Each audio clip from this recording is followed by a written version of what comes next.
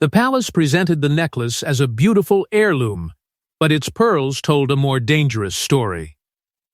Behind their polished surface lay disputed ownership, private promises, and the memory of women who understood that receiving a royal jewel did not always mean they were allowed to keep it. Long before the choker reached Kate, it was believed to have moved through royal hands under rules the public was never meant to understand.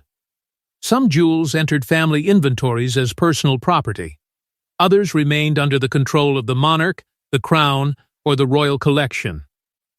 That difference could decide everything.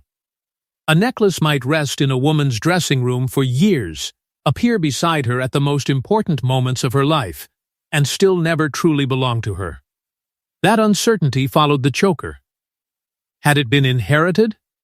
Was it privately gifted? Had it been loaned under strict conditions, or assigned for one carefully controlled appearance? No clear answer was offered. And inside the monarchy, silence around ownership is rarely accidental.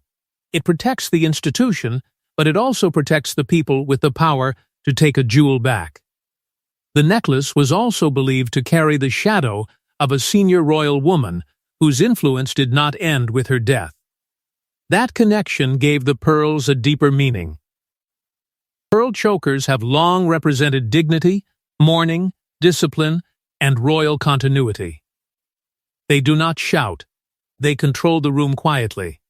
That was precisely why this one mattered.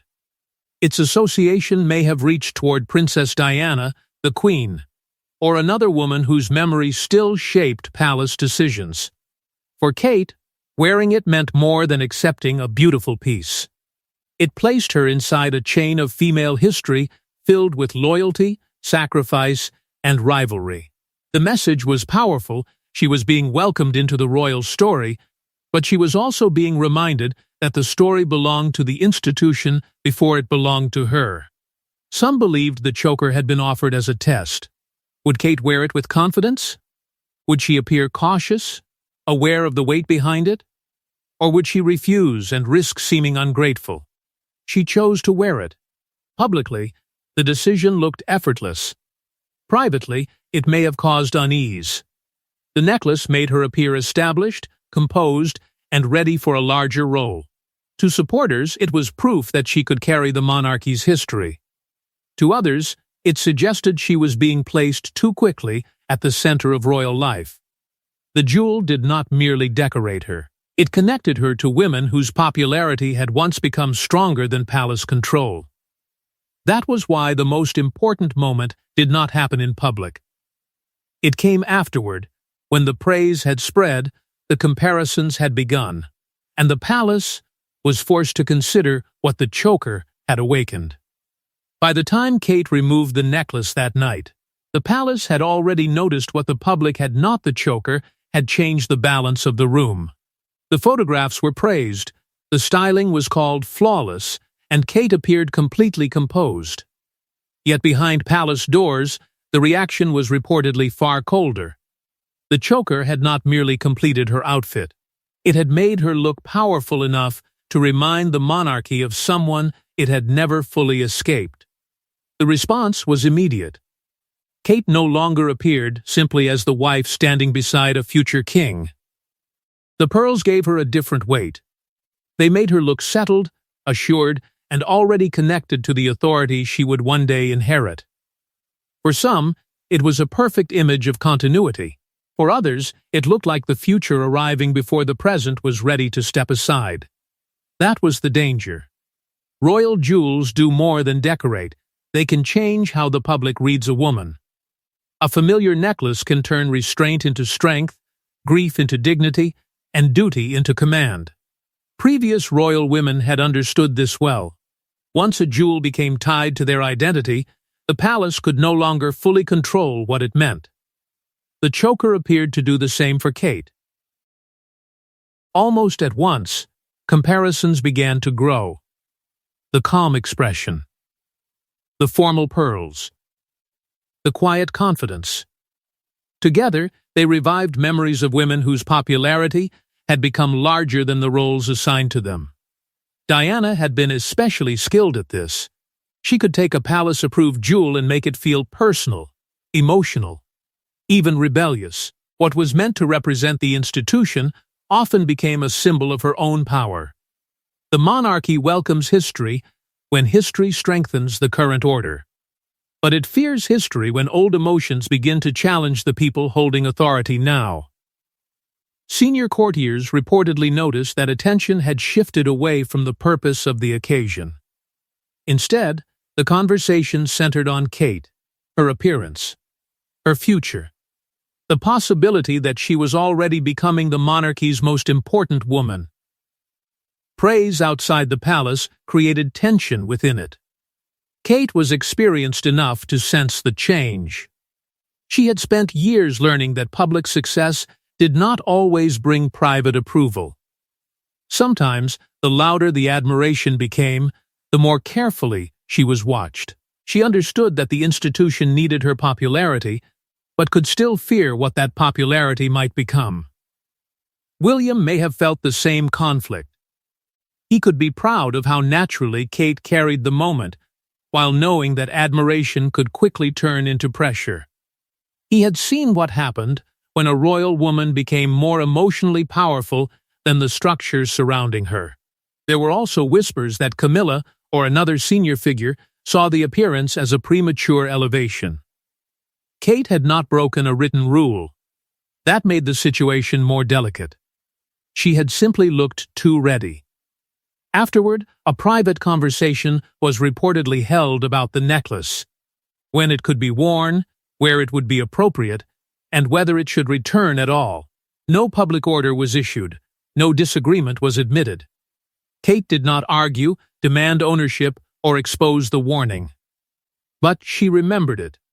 What happened next produced the three theories that still surround the necklace, and one of them explains why Kate may have chosen never to touch it again. The choker did not disappear because Kate disliked pearls. According to the theories surrounding its retirement, the necklace became trapped between a private warning, a painful royal association, and a struggle over who controlled its future. Each explanation was unsettling. Together, they formed a far darker answer. The first theory is also the one whispered most often. Kate was privately advised not to wear it again. The instruction may never have been written down. In royal circles, it did not need to be. A senior courtier could deliver the message quietly, claiming to speak for the monarch or another powerful figure. The language would have sounded careful, even protective. The necklace was too sensitive. The comparisons were becoming unhelpful. Another appearance might create the wrong impression. But beneath that polite wording was a warning. The choker had made Kate look too closely tied to Diana's legacy. Palace officials may have feared that the public would begin to see her not only as William's wife, but as the emotional heir to the woman the monarchy had never fully learned how to contain. One wearing had already created that connection. A second could have made it permanent. The second theory is more painful. Kate may have chosen to retire the necklace herself after learning that its past involved a private dispute, a broken inheritance promise, or resentment that had never been settled. Perhaps another royal woman believed the choker had been meant for her. Perhaps someone had once been assured it would remain within a particular branch of the family. By wearing it, Kate may have unknowingly reopened a wound that had been hidden for years. If that was true, refusing to wear it again was not weakness. It was damage control. Kate understood that royal families remember old injuries, especially when jewels become proof of who was favored, who was overlooked, and who lost control. The third theory is colder. The necklace may never have been hers to use freely. It could have been released for one approved appearance and then returned immediately to restricted storage. Royal jewelry loans can end without explanation. No announcement is required. No public disagreement has to be admitted. The piece simply stops appearing, and silence does the rest. Yet beneath all three theories lies a fourth possibility, one far more personal. Kate may have connected the choker with the private confrontation that followed its success. A jewel can remain available and still become impossible to wear. Once it carries the memory of being corrected, limited, or mistrusted, its beauty changes. That may be why Kate never fought to reclaim it. She understood that another appearance would invite fresh comparisons, renewed scrutiny, and more questions about how quickly her power was growing. Walking away allowed the palace to deny interference and allowed Kate to hide whatever hurt had been caused. The central answer was never about taste. The choker was retired because it had become politically and emotionally dangerous, and removing it did not end the conflict. It only shifted attention toward those who had wanted it gone. Once the necklace disappeared, the mystery shifted from Kate's decision to a more explosive question. Who inside the royal family had the most to fear from seeing her wear it again? Every vanished royal jewel leaves behind a trail of silence, but this one appeared to lead toward a woman whose own position depended on careful symbolism. Kate's rise was already impossible to ignore. The choker may have made that rise look faster, stronger, and far more threatening. Inside the monarchy, royal women do not simply wear jewels. They occupy carefully managed positions, and every necklace, brooch, and tiara helps define where each woman stands. Rank matters. Seniority matters. Proximity to the monarch matters most of all. A jewel can quietly confirm who holds authority, who is being prepared for the future, and who is expected to remain one step behind. That is why the choker created such unease. Kate wore it as the wife of the future king, but the effect appeared larger than her official role. The pearls connected her to the late queen's discipline and Diana's emotional power at the same time. One represented continuity, duty, and institutional strength. The other represented public affection so intense that the palace had once struggled to contain it. Together, those associations gave Kate something dangerous, symbolic authority before formal authority had arrived. This is where the theory surrounding Camilla becomes impossible to ignore. Her own jewelry choices had been carefully shaped to establish legitimacy, seniority, and control. Every important appearance helped reinforce her place beside the king. Yet Kate's single outing in the choker seemed to achieve something more naturally. The public did not need to be instructed to see her importance. They already did. That does not mean there was a dramatic confrontation or an open demand to remove the necklace forever. Royal power rarely moves so visibly. Access can be changed. Recommendations can be revised. An event can be judged unsuitable. A jewel can simply stop being offered. No ban had to be spoken if everyone understood the result. For Kate, the message may have felt deeply unfair. She had spent years following protocol, avoiding controversy, and learning how to serve without appearing to compete. Yet one successful appearance may have been treated as ambition. The praise she earned became evidence against her. William may have begun to see the danger as well. The same institution that relied on Kate's popularity could also manage, limit, and redirect it when that popularity became uncomfortable. Her success was useful only while it remained under control. Camilla may not have been the only figure unsettled by the choker. Another senior royal woman could have believed the necklace belonged elsewhere, or that it should remain reserved for a different branch of the family. That possibility shifted the argument beyond personal rivalry. The real struggle concerned inheritance, ownership, and who would control the choker after the present reign ended. Then came the most revealing detail. After Kate's appearance, the necklace's place within the vault may have been changed, moved from accessible rotation into a more restricted category. The moment the choker returned to storage, its disappearance became part of a much older royal weapon, the power to control a woman by controlling what she was allowed to inherit. Behind the locked doors of the royal collection, jewels do not simply wait to be worn. They are catalogued, restricted, reassigned, and sometimes buried beneath layers of silence. The choker's return to the vault may have been less an act of preservation than a quiet removal of power. A royal vault is not just a secure room filled with diamonds, pearls, and gold. It is an archive of family identity. Every piece carries a record of who wore it, who controlled it, and who was denied it. Access is never automatic. It can depend on rank, occasion, ownership, approval, and the monarch's personal judgment. Even the most senior royal woman may discover that a jewel she once wore is no longer available to her. That is how a necklace can remain perfectly safe while disappearing from royal life. After Kate's appearance, the choker may have been given a different status within the collection. It did not need to be officially banned. Its category could be changed. The occasions considered suitable could become narrower. Requests could be delayed, redirected, or quietly discouraged. In a system built on discretion, a simple phrase such as "not appropriate" at this time could close the door without revealing who had ordered it shut. Palace staff often carry knowledge that never reaches the public record. They know which pieces are connected to family disputes, which gifts contain painful memories, and which jewels are considered too politically sensitive to release. Some instructions are never written down because a written order can later become evidence. A verbal warning is harder to challenge and easier to deny.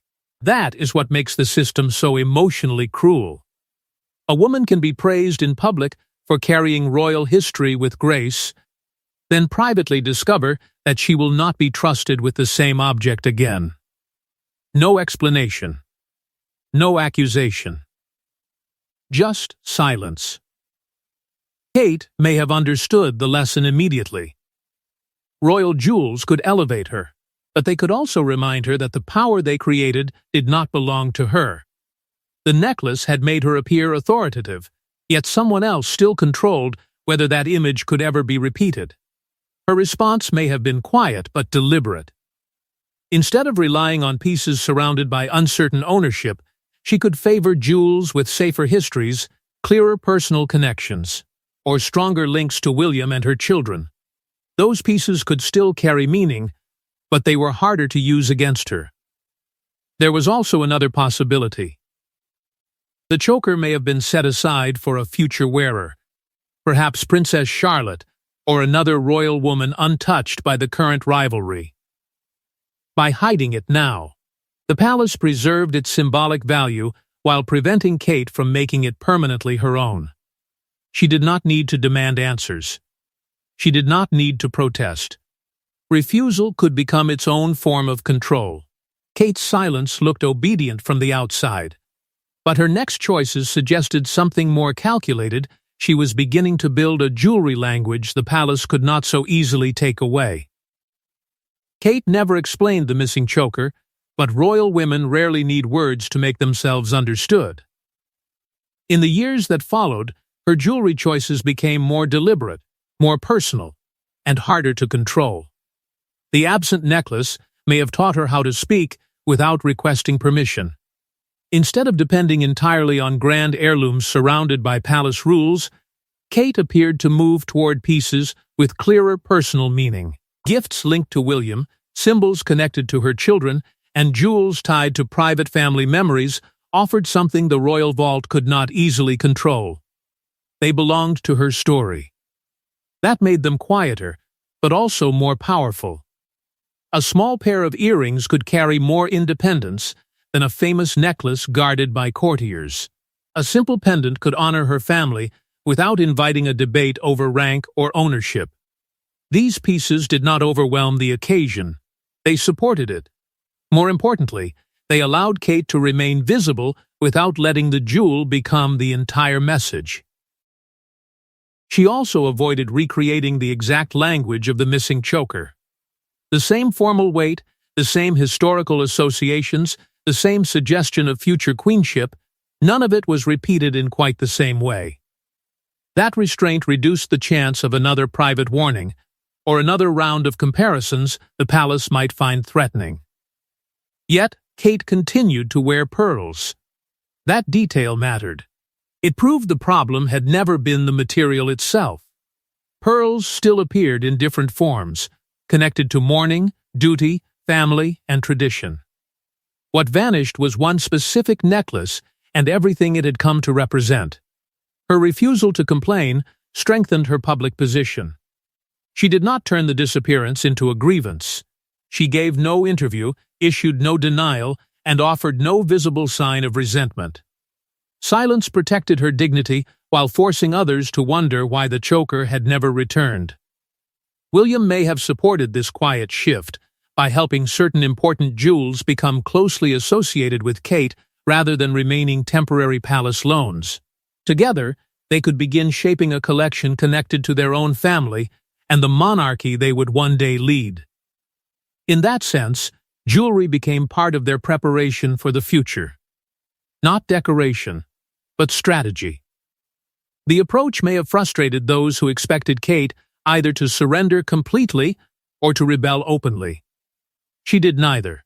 She learned the rules, then found spaces within them that could not be easily taken away. But the emotional cost remained. Every important appearance required more than choosing what looked appropriate. Kate had to consider whether a jewel made her seem loyal, ambitious, too popular, or too powerful. Even beauty carried risk. Princess Charlotte may eventually become central to the choker's fate. If Kate gains control of it later, she could preserve it for her daughter, transforming an object of restriction into a symbol of inheritance. Palace insiders allegedly noticed that Kate never requested it again, even when access might have been possible. That was her subtle victory. By refusing to ask, she denied the palace the chance to reject her twice. The choker's story is therefore not finished, because royal jewels can remain silent for decades before returning at the exact moment their meaning becomes impossible to ignore. The pearl choker may be absent, but it has not been forgotten. Somewhere behind palace locks, it waits for a new reign, a new wearer, or a moment when its old controversy no longer matters. Yet when it returns, the choice of woman wearing it will expose the truth. Its single appearance became powerful because it was never repeated. Had Kate worn it again and again, the necklace might have settled into royal routine. Instead, its absence turned it into a question the palace could not completely silence. Every year it remained hidden, made that one appearance feel more deliberate, more dangerous, and more revealing. The strongest explanation was never a single theory. It was the combination of several pressures: palace discomfort, uncertain control, painful family associations, and Kate's decision not to invite another private conflict. The necklace may have been available in theory, but impossible in practice. That difference matters, because royal restrictions are often strongest when no one admits they exist. Its eventual return could expose everything. If Kate wears the choker again after becoming queen, the message would be unmistakable. It would suggest that she never disliked the piece and that rank, permission, and control had kept it away from her. The same jewel once associated with correction would become a declaration that the old limits no longer applied. If Princess Charlotte wears it, another truth may emerge. The necklace could have been deliberately preserved for the next generation, protected from present rivalries until its meaning could be rewritten.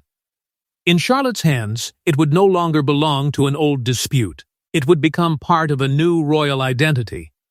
But if another royal woman receives it, the conclusion would be harder. It could reveal that Kate never possessed meaningful access at all, that her single wearing had been a controlled loan, and that someone else had always been intended to claim its future. There is also the darkest possibility: the choker may never return.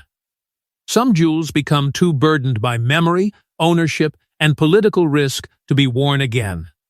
They survive physically while disappearing from royal life, sealed away because silence is safer than explanation. Yet the monarchy will change. A future king's authority could place once restricted pieces within Kate's reach. By then, she may no longer need approval from the people who once decided what she could wear. If she chooses the choker again, it will not be a simple fashion repeat. It will be proof that she survived the warning attached to it.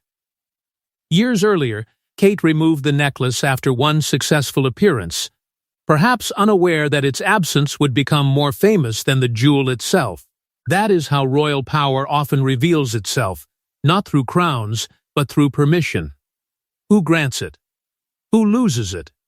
And who eventually rises high enough to stop asking? The final possibility is the most powerful of all. Kate may not have abandoned the choker forever. She may simply be waiting until no one has the authority to tell her she cannot wear it. Until that day arrives, the pearl choker will remain, where royal secrets survive longest out of sight, carefully guarded, and waiting for the woman powerful enough to bring it back.